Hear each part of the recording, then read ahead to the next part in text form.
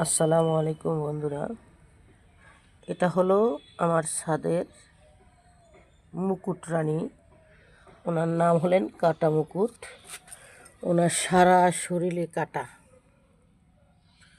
মাথায় একটা মুকুট। ওনার নামই কাটা মুকুট।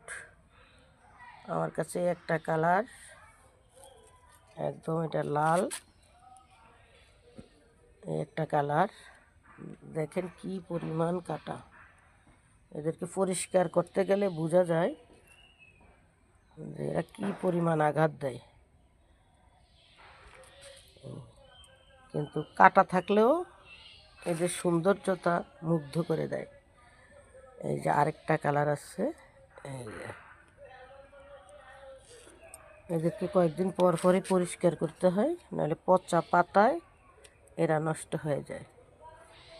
বন্ধুরা, আজকে কাটা মুকুটের ভালোবাসা দিই শুভ সকাল।